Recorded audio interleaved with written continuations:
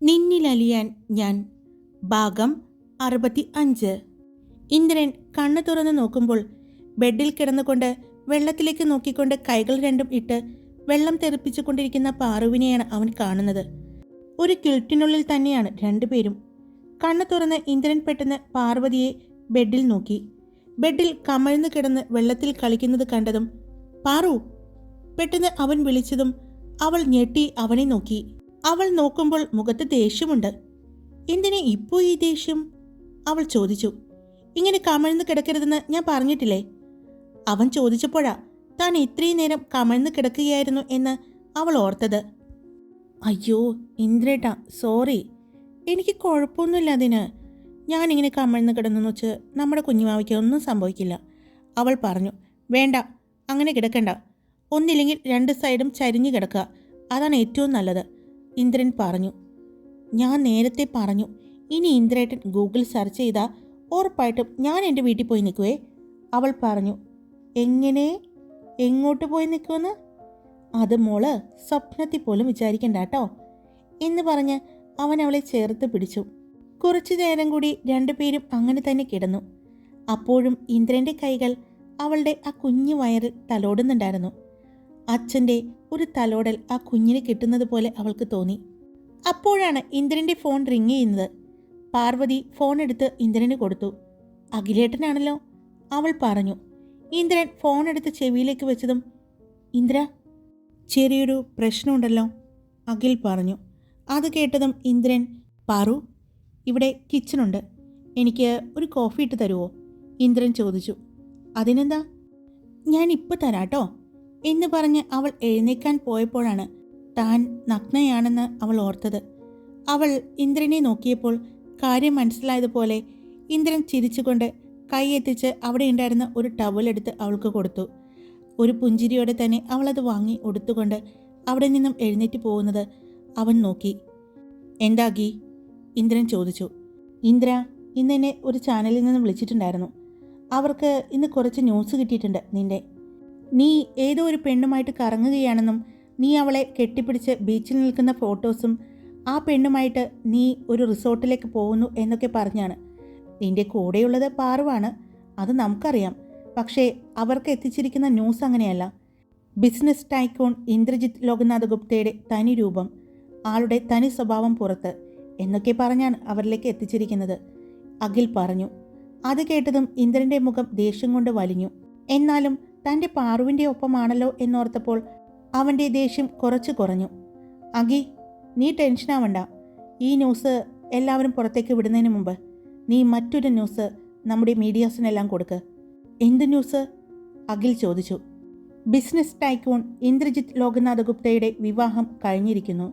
അടുത്ത ദിവസം നടക്കുന്ന വിവാഹ റിസപ്ഷനിൽ എല്ലാവരെയും ക്ഷണിച്ചുകൊണ്ടുള്ള ഒരു ക്ഷണക്കത്ത് പോലെ ആയിരിക്കണം നീ ആ ന്യൂസ് പുറത്ത് വിടേണ്ടത്, ഇന്ദ്രൻ പറഞ്ഞു. അത് കേട്ടതും അഖിലിൻ്റെ ചുണ്ടിൽ ഒരു പുഞ്ചിരി വിരിഞ്ഞു. മനസ്സിലായി. എന്നാലും ഇന്ദ്ര, ആരായിരിക്കും ഈ ന്യൂസ് കൊടുത്തിരിക്കുന്നത്? അലോക്, അലങ്കൃത ഇവരായിരിക്കുമോ? അഖിൽ ചോദിച്ചു. ഉറപ്പായിട്ടും അവർ തന്നെയാണ്. നീ ഒരു കാര്യം ശ്രദ്ധിച്ചോ? ഒരു പെണ്ണ് എന്ന് മാത്രമാണ് പറഞ്ഞിരിക്കുന്നത്. അവിടെ എൻ്റെ പേരിൻ്റെ ഒപ്പം പാർവതിയുടെ പേര് പറഞ്ഞിട്ടില്ല.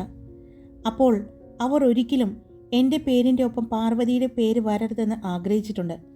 അതിന് പിന്നിൽ എന്തെങ്കിലും കാര്യങ്ങളുണ്ടാവും. പക്ഷേ അതൊന്നും നമ്മളിപ്പോൾ നോക്കുന്നില്ല. ഞാൻ വിവാഹം കഴിച്ചിരിക്കുന്ന പെൺകുട്ടി ആരാണെന്ന് അറിയാനുള്ള ഒരുപാട് ചോദ്യങ്ങളും മറ്റും വരും. പക്ഷേ ഒരു കാരണവശാലും പാർവതിയുടെ പേര് പുറത്തേക്ക് വരരുത്. നമ്മൾ വയ്ക്കുന്ന ആ വിവാഹ റിസപ്ഷൻ അന്ന് മാത്രമായിരിക്കണം പാറുവിൻ്റെ പേര് എൻ്റെ പേരിൻ്റെ ഒപ്പം വരാൻ പാടുള്ളൂ. അതുകൊണ്ട് പാറുവിൻ്റെ പേര് പറയരുത്, കേട്ടല്ലോ? അത് നീ മാത്രം ശ്രദ്ധിച്ചാൽ മതി, ഇന്ദ്രൻ പറഞ്ഞു. ശരി ഇന്ദ്ര. പക്ഷേ ഇന്ദ്ര, ഒരു കാര്യം കൂടിയുണ്ട്. നീ എന്തുകൊണ്ടാണ് പാറുവിൻ്റെ ഷോയുടെ ഫൈനൽ റൗണ്ടിൻ്റെ അന്ന് നിങ്ങളുടെ വിവാഹ റിസപ്ഷൻ വെച്ചത്? അതിൻ്റെ ആവശ്യമുണ്ടായിരുന്നോ? എല്ലാം കൂടി ആകുമ്പോൾ അവൾക്ക് നല്ല ക്ഷീണം വരില്ലേ? അഖിൽ ചോദിച്ചു. ഒന്നുമില്ലടാ, അന്ന് എൻ്റെ പാറുവിന് ഒരു വലിയ സർപ്രൈസ് ഞാൻ വെച്ചിട്ടുണ്ട്. അന്നത് അവൾക്ക് എനിക്ക് കൊടുക്കണം. ഞങ്ങളുടെ വിവാഹ റിസപ്ഷൻ നടന്നാൽ ഉറപ്പായിട്ടും നമ്മൾ എത്ര ശ്രമിച്ചാലും അത് പാറുവിൻ്റെ വീട്ടിലേക്ക് എത്തും. അതെത്തിക്കാൻ ഇവിടെ ആളുണ്ട്. അതുകൊണ്ട് അന്നത്തെ ദിവസം വളരെ വളരെ ഇമ്പോർട്ടൻ്റായ ദിവസമാണ് എൻ്റെ പാറുവിന്. അതുകൊണ്ട് ആ ദിവസം മാത്രമേ ഇന്ദ്രജിത്ത് എന്ന ഞാൻ വിവാഹം കഴിച്ചിരിക്കുന്നത് പാർവതിയെയാണെന്ന് എല്ലാവരും അറിയാൻ പാടുള്ളൂ. മനസ്സിലായോ നിനക്ക്? ഇന്ദ്രൻ ചോദിച്ചു. മനസ്സിലായോ എന്ന് ചോദിച്ചാൽ നീ എന്താ മനസ്സിൽ കണ്ടേക്കുന്നതെന്ന് എനിക്കറിയാൻ പാടില്ല. പക്ഷേ അത് നല്ലതിനാണെന്ന് മാത്രം എനിക്കറിയാം, അഖിൽ പറഞ്ഞു. എന്നാൽ പിന്നെ നീ മറ്റൊന്നും നോക്കണ്ട, ന്യൂസ് കൊടുത്തോളൂ. ഇന്ദ്രജിത്ത് ലോക്നാഥ് ഗുപ്തയുടെ വിവാഹം കഴിഞ്ഞിരിക്കുന്നു. വധുവിൻ്റെ പേര് പുറത്തു വിടുന്നില്ല. അത് വിവാഹ റിസപ്ഷൻ്റെ അന്ന് മാത്രമേ പുറം ലോകത്തെ അറിയിക്കൂ എന്ന് തന്നെ പറഞ്ഞോളൂ, കേട്ടല്ലോ എന്ന് പറഞ്ഞ് ഇന്ദ്രൻ ഒരു ചിരിയോടെ തന്നെ ഫോൺ കട്ട് ചെയ്തു. അപ്പോഴേക്കും പാറു അവനുള്ള കോഫിയുമായിട്ട് വന്നു. അവൾ വരുന്നത് കണ്ടതും ഇന്ദ്രൻ എഴുന്നേറ്റിരുന്നു. ഇതെന്താ ഒരു കപ്പ് പാറുവിന് വേണ്ടേ? അവൻ ചോദിച്ചു. എനിക്ക് വേണ്ട. അതെന്തു പറ്റി? സാധാരണ കോഫി ഇഷ്ടമാണല്ലോ. ദുഷ്ട, ഇവിടെയും ഷുഗർ വെച്ചിട്ടില്ലല്ലേ? എനിക്ക് വേണ്ട അതുകൊണ്ട്, അവൾ പറഞ്ഞു. ഓ, അതാണ് കാര്യമല്ലേ? എനിക്കറിയാം നീ ഇവിടെ വന്നാ കോഫി കുടിക്കുമെന്ന്. ചിലപ്പോൾ എൻ്റെ കണ്ണ് വെട്ടിച്ച് കുറേ കുടിക്കും. അതുകൊണ്ട് തന്നെയാണ് ഷുഗർ ഇവിടെ വെക്കേണ്ടെന്ന് ഞാൻ പറഞ്ഞത്, ഇന്ദ്രൻ പറഞ്ഞു. അതുകൊണ്ട് തന്നെയാണ് എനിക്ക് വേണ്ടാന്ന് ഞാൻ പറഞ്ഞത്, അവൾ പറഞ്ഞു. പറ്റില്ലല്ലോ മോളെ, ഇത്രയും നേരം തണുത്ത് വിറച്ചൊക്കെ ഇരുന്നതല്ലേ, പിന്നെ കുറച്ച് ക്ഷീണവും ഉണ്ടാവും. നല്ല ചൂട് ചായ അല്ലെങ്കിൽ ചൂട് കോഫി ഉള്ളിലേക്ക് ചെല്ലുമ്പോൾ നല്ല സുഖമായിരിക്കും, അവൻ പറഞ്ഞു. എനിക്ക് വേണ്ട സുഖം, അവൾ അല്പം ദേഷ്യത്തോടെ പറഞ്ഞു. വേണമെങ്കിലേടാ മുത്തേ, നിനക്ക് ഷുഗർ വേണം അത്രയുള്ളൂ, റെഡിയാക്കാം. ഇപ്പോഴേ ഈ കോഫി കുടിക്കുക എന്ന് പറഞ്ഞ് അവൻ അവളെ അടുത്തിരുത്തിക്കൊണ്ട് ആ കോഫി കുറച്ച് അവളുടെ ചുണ്ടോട് അടുപ്പിച്ചു. ഒരു സിപ്പ് കഴിച്ചപ്പോൾ തന്നെ അവളുടെ മുഖം ചുളുങ്ങുന്നത് അവൻ കണ്ടു. അത് കണ്ടപ്പോൾ അവന് ചിരി വരുന്നുണ്ടായിരുന്നു. പക്ഷെ ചിരിച്ച പെണ്ണ് കലിപ്പാവും എന്നറിയുന്നത് കൊണ്ട് അവൻ ചിരി കടിച്ചു പിടിച്ചിരുന്നു. ഇന്ദ്രേട്ടാ, ഇന്ന് നമ്മൾ തിരിച്ചു പോകുന്നുണ്ടോ? അവൾ ചോദിച്ചു. ഇല്ല, ഇന്ന് നമ്മൾ ഇവിടെയാണ്, ചിലപ്പോൾ നാളെയും കൂടി, ഇന്ദ്രൻ പറഞ്ഞു. അയ്യോ, അതെങ്ങനെയാ? അടുത്ത ദിവസം ഞങ്ങളുടെ ഷോയുടെ ഫൈനലാണ്, ഞാൻ അവിടെ വേണ്ടേ? അതിനെന്താ, നമുക്ക് ആ ദിവസം അങ്ങോട്ട് പോയാൽ പോരെ? അന്നേ അതുമാത്രമല്ല, നമ്മുടെ വെഡ്ഡിങ് റിസപ്ഷൻ കൂടിയാണ്. മറന്നോ എൻ്റെ പാറു? അയ്യോ, ഞാൻ മറന്നു. അത് ഞാൻ ഓർത്ത് വെച്ചതാ, പക്ഷേ ഈ ഡേറ്റ് അല്ലായിരുന്നു. ഇന്ദ്രേട്ടൻ പെട്ടെന്നല്ല ഡേറ്റ് മാറ്റിയത്. അതെന്താ അന്ന് ആ ഷോയുടെ ഫൈനൽ റൗണ്ടിൻ്റെ അന്ന് തന്നെ വെച്ചത്? പാർവതി ചോദിച്ചു. സർപ്രൈസ്, അത്രമാത്രം അവൻ പറഞ്ഞു. ആ, എനിക്ക് തോന്നി എന്തോ എനിക്കുള്ള പണി വയ്ക്കുന്നുണ്ടെന്ന്, അവൾ പറഞ്ഞു. എന്നടി മോളെ, ഞാൻ നിനക്ക് തന്ന സർപ്രൈസ് എല്ലാം പണിയായത്?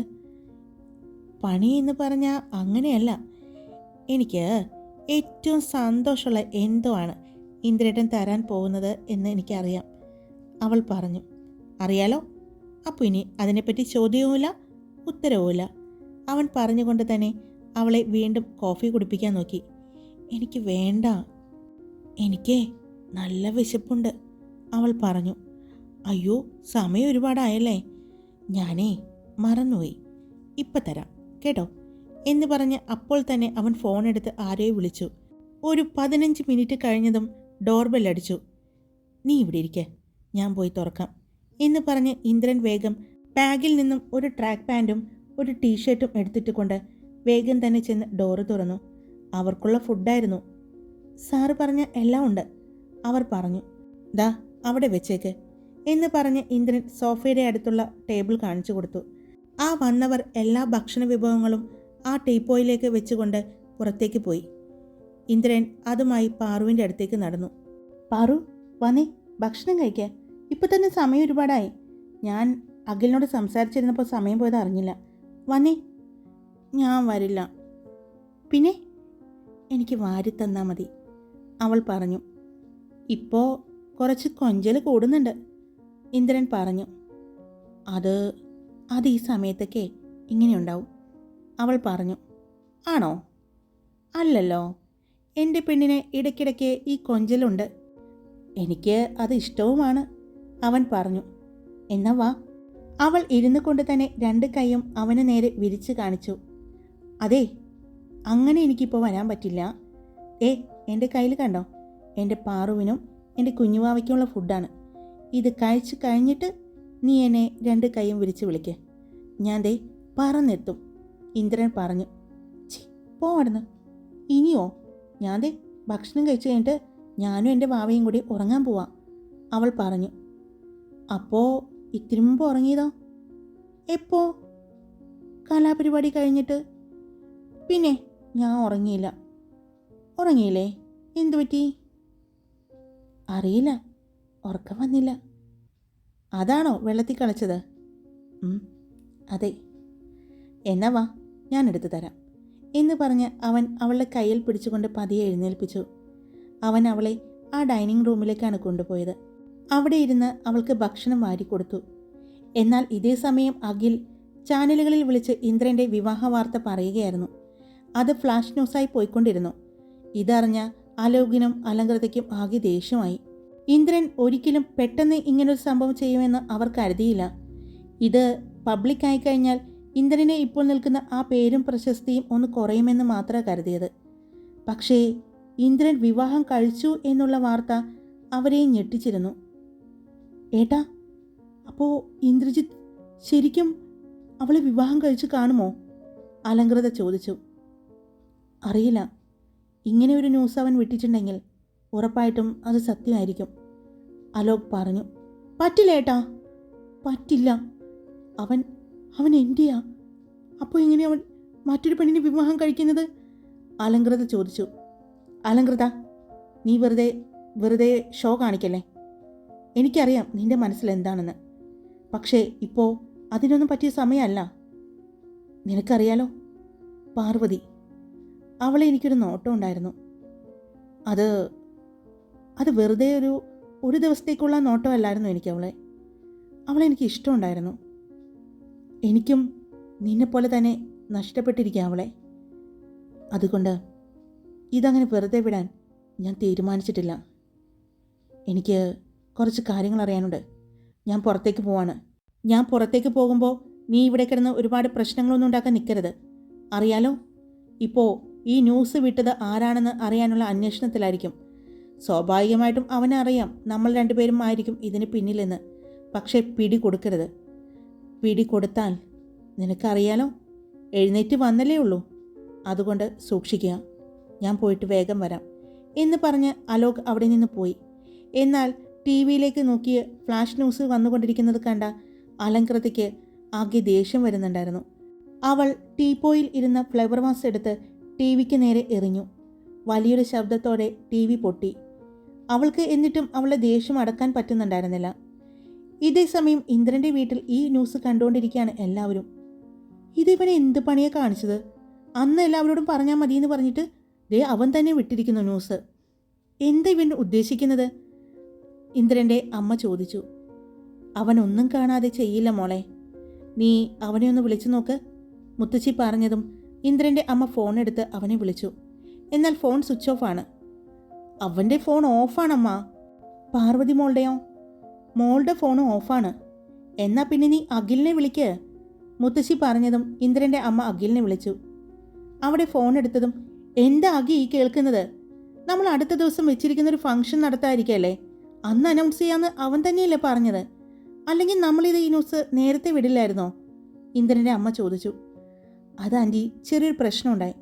ഇന്ന് പാറുവിനെയും കൂട്ടി ഇന്ദ്രൻ ബീച്ചിലേക്ക് പോയിട്ടുണ്ടായിരുന്നു. പിന്നെ അവളെയും കൂട്ടി അവനിന്ന് ഏതോ റിസോർട്ടിലാണ് പോയിരിക്കുന്നത്. ഇന്ന് അവൻ അവിടെ സ്റ്റേ ചെയ്യുമെന്ന് എന്നെ വിളിച്ച് പറഞ്ഞിരുന്നു.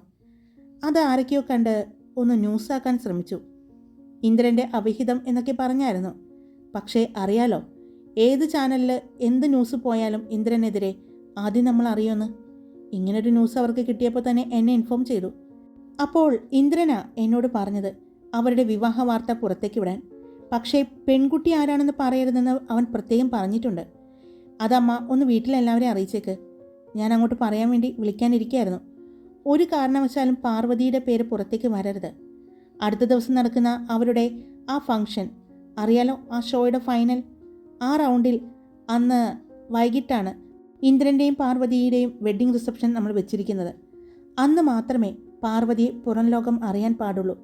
അത് ഇന്ദ്രൻ കർശനമായി പറഞ്ഞിട്ടുണ്ട്. എല്ലാവരും ഒന്ന് ശ്രദ്ധിക്കാൻ പറയണേ. എനിക്ക് കുറച്ച് തിരക്കാണ്.